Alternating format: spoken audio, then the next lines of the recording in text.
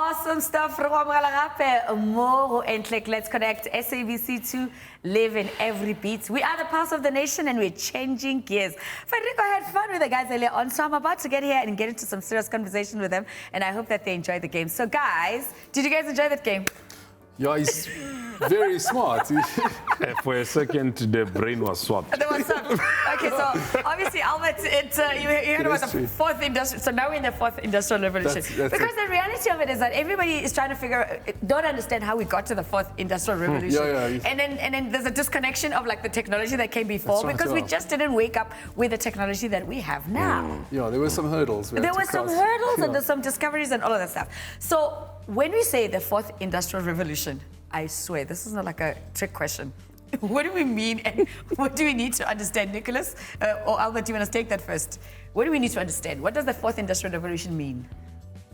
So the connectivity, the internet, everything that comes with it, the commerce, the AI, the everything, that supposedly makes our life easier and takes email, all of that. That's the fourth industrial. The digital, yeah. Okay, cool. So, in terms, Nicholas, in terms of I'm a rural girl as much as I'm a township girl. Yes, I'm from Bushbuckridge. I'm very proud of it. Thipe. So the reality is, everyone says, if we're in the rurals, I wish I had access to the internet. Yeah. But what are the examples of things that technology and the fourth industrial revolution does to change our lives in rural settings?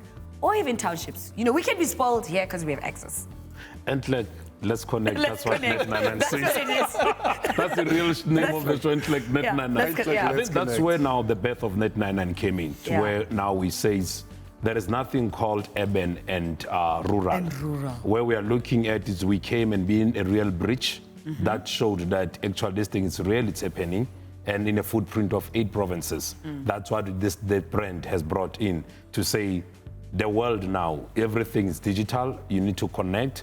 For your family, some of them to see you now live on this, they connect by streaming. And they need a connectivity. So the motherboard of life now, it's what Net99 is doing. Yeah, they're definitely catching us on SABC Plus right now. And the whole idea is to be able to call my dad, on his cell phone and get to see. I mean, look at that, the screen. I don't know if you guys can see just behind you. Industrial Revolution from 1784 to where we are now. And that's what we're really dealing with, being able to connect. Now when we take it into schools, our cell phones, it's Wi-Fi, it's data that's carried through. When you go into these communities, and why did you guys actually decide that this is what you want to do? What do you bring to these communities?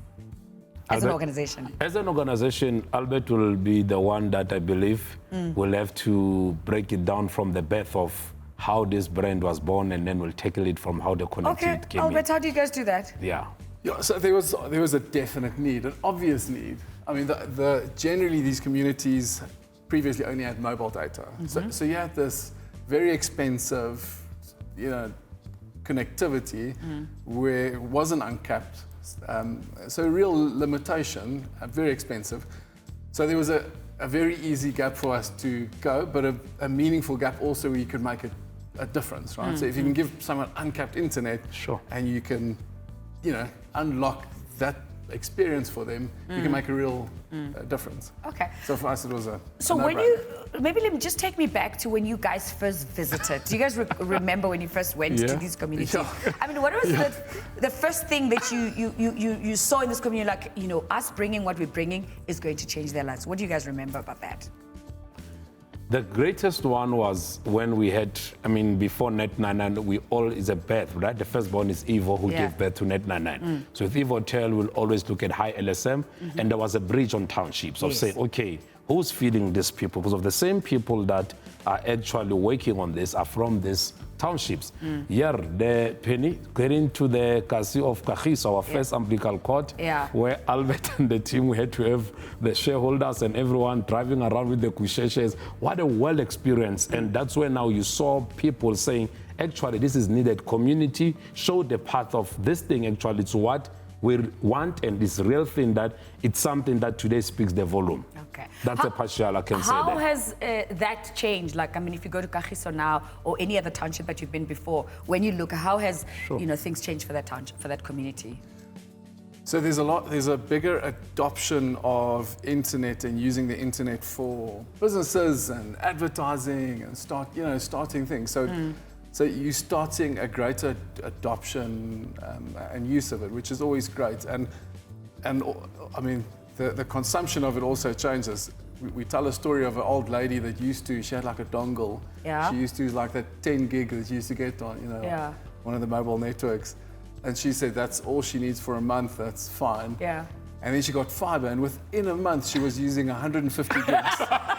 It's uncapped. It's definitely just uncapped. happened. It's uncapped. Okay, so let's talk about the importance of us, wiring schools and getting learners actually on having access. Yeah.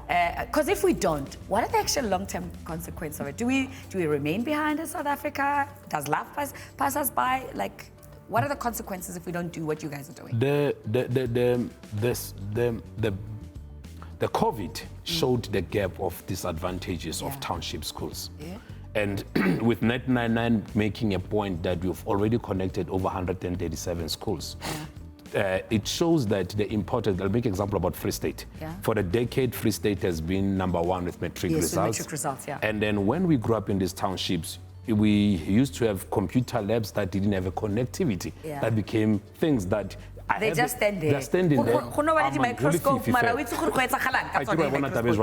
Net99 brought light. Yes. And then with the schools, what we've seen now, go to KZN now. Last year, KZN with the matric results of this year became #1. Yeah. We create a very impact of Mpangeni, where we had to do a computer lab and connect it. So what we've seen the impact of this, schools now are starting now with this smart boards that are using for matriculants that need a connectivity. So for us, it's not only about that we are taking from the local people there, as in like the end users, but we give back in a CSI of making sure that these schools that are within the radius where we build, let's give them this connectivity and outshine it. So for me, it's something that government had the plan, but we became the solution. And this is the only vehicle that I can say, boldly in this live on TV, that we are making a huge difference with schools. So basically, you're giving access to members of the community with uncapped internet, but at the same time, you're able to bring it back to schools. Are these two different programs, or are these programs you sort of like married to each other? How does it work? No, wherever we build, if we pass a school, we connect the school free of charge. Free of charge. Free of charge. So